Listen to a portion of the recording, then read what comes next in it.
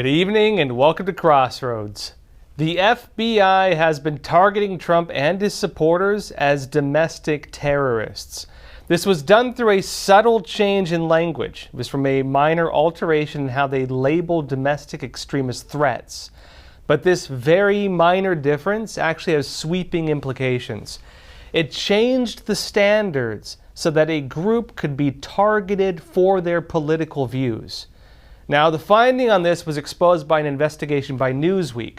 The most significant part in this, in my opinion, is about halfway down this article, and it says this, that right after January 6th, the FBI co-authored a restricted report on the Capitol breach and on the J6 riots, and in that report, they changed the definition of AGAAVE.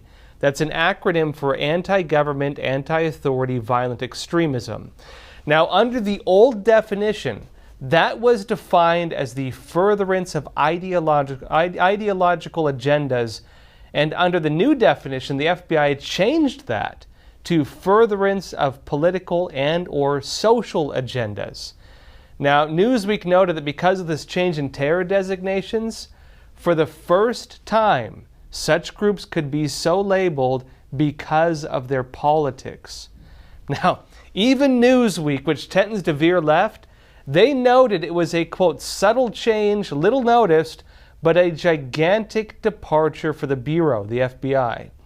Now, this subtle change gave the FBI and the Biden justice system, by extension, new powers to target their political enemies. They redefined terrorism. And because of this, they can now use the expansive powers of counterterrorism, meaning they don't need evidence of guilt to go after you, to target roughly half the country's voters. Now, that being President Donald Trump and his supporters, of course. Newsweek even states Trump and his army of supporters were acknowledged as a distinct category of domestic violent extremists, even as the FBI was publicly saying that political views were never part of its criteria to investigate or prevent domestic terrorism. Also, this subtle piece of evidence could be the key in understanding some of what's unfolding in the country for the past few years. The accusations from Republicans that the justice system has been politically weaponized against conservatives. The use of terror investigations by the FBI and Justice Department to target otherwise peaceful protesters. You know, the parents criticizing their school boards, the people being raided by the FBI for protesting at abortion clinics. And while the White House has denied involvement in the actions of the FBI and DOJ, public statements from President Joe Biden have suggested otherwise. Many people were puzzled by his Soul of the Nation speech in September last year. Many people were shocked at the red and black backdrop to his speech, where he lashed out against the MAGA movement. MAGA forces are determined to take this country backwards to an America where there is no right to choose, no right to privacy, no right to contraception, no right to marry who you love. They promote authoritarian leaders and they fan the flames of political violence that are a threat to our personal rights. Now, Biden actually has made similar statements since then. And even recently, in fact, he gave a full speech dedicated to the condemnation of his political enemies. Just last week, in fact, during a speech in Arizona, Biden called out what he referred to as MAGA extremists. And he framed Trump and his supporters as an extremist movement that does not share the basic beliefs of our democracy. Watch.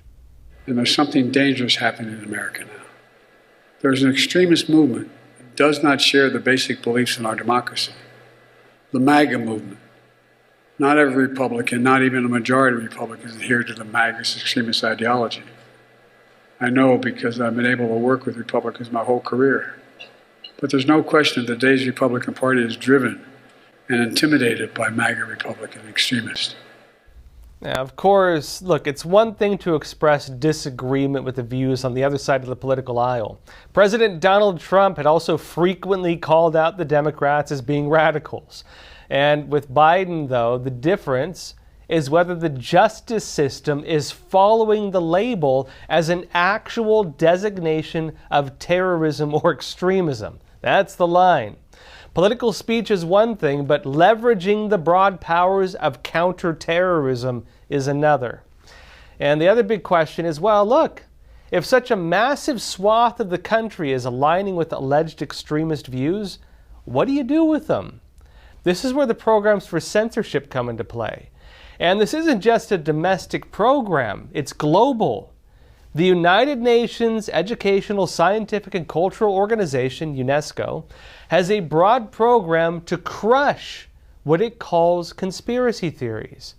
It has an international symposium on addressing conspiracy theories through education.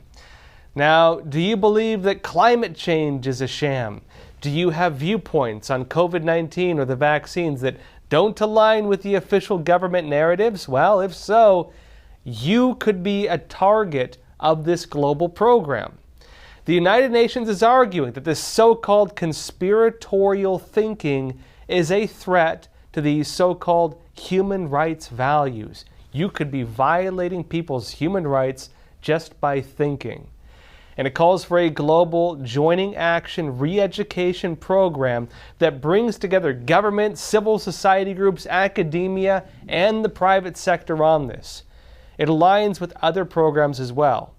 In September 2020, for example, the World Economic Forum promoted a new UNESCO campaign that aimed to, quote, help people identify, debunk, and report conspiracy theories to prevent their spread. It noted that UNESCO is working with the European Commission, Twitter, and the World Jewish Congress on this campaign. And that could also possibly give us some hints as to why Europe's censorship establishment has been lashing out so strongly at Elon Musk for his purchase of Twitter and possibly breaking part of that agenda. Regardless, the program the World Economic Forum is referring to is this. It's UNESCO's Think Before Sharing initiative. It includes a quote from the organization's Director General stating that conspiracy theories cause real harm to people, to their health, and also to their physical safety. They amplify and legitimize misconceptions about the pandemic and reinforce stereotypes which can fuel violence and violent extremist ideologies. Interesting. So, what violence are they actually talking about? What are these so-called violent extremist ideologies? What they're suggesting is that information is able to flow without censorship, and if it does, it may become a type of terroristic threat. That movement could grow and spread, and these could represent a type of extremism that threaten all of us, whatever might they be referring to. Which groups were suggesting that COVID-19 might have come from China, which is an example they note, by the way? Which groups were suggesting that elections might be rigged? Which groups are opposing the military and social agendas of the prevailing powers? Remember as well that some of these are also some of the main topics that are being censored on social media, and some of the main topics regarded as representing extremism, whether in Europe or the United States. Well, folks, that's it for YouTube. For the rest of the episode, come join us on Epoch TV. We have some wild stuff to talk about. Turns out one of the largest electric vehicle charging stations in the world is being fueled by diesel generators. I'll also be talking with Todd Bensman, who actually just was on a raid of a cartel stronghold on U.S. soil. Some big stories, and again, stick around for that. Join us on Epoch TV for it. We have a lot of other great content, movies, documentaries, the rest of this episode, and I will see you on Epoch TV. People from 160 countries illegally cross the U.S.-Mexico border and give themselves up to Border Patrol. But what about the ones who evade Border Patrol? These are known as the gotaways. You can safely assume that anybody that went through the extra effort to avoid U.S. Border Patrol was not an asylum seeker by default. It may not be today, it may not be tomorrow, but somewhere down the road, if somebody rapes and kills somebody, and we find out that they came through here on my watch, that's unacceptable. These men had surrounded my house. They were banging on my back door. They were banging on my front door. You can't understand it unless you're out here seeing it every day. 21 dead bodies on the property. Code 3 response. Is it wrong to ask people to come to your front door of your home? Then why would it be wrong to ask people to come to the front door of our nation? Their primary goal is to circumvent the checkpoints, go undetected. People that do not want to surrender, those are going to be the potential terrorists, the criminals, the real threat to the U.S.